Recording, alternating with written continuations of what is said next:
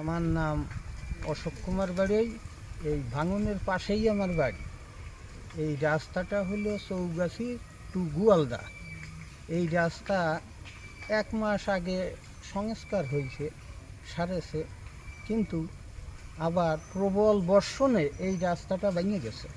এখন এখানে গাড়ি ঘোড়া চলাচলের খুব অসুবিধা দেখা যাচ্ছে যে এই ভাঙনের কারণে অনেক অ্যাক্সিডেন্ট হতে পারে এখানে।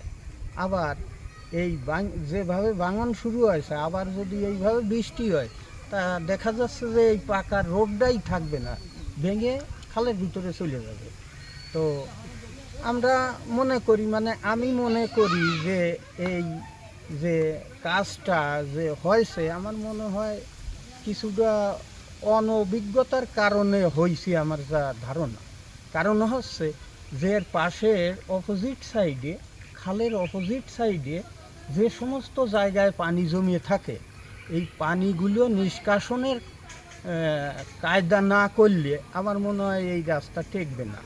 যে সমস্ত জায়গায় পানি বদ্ধতা থাকে, ওই জায়গা থেকে পানি নিষ্কাশনের ব্যবস্থা করতে হবে।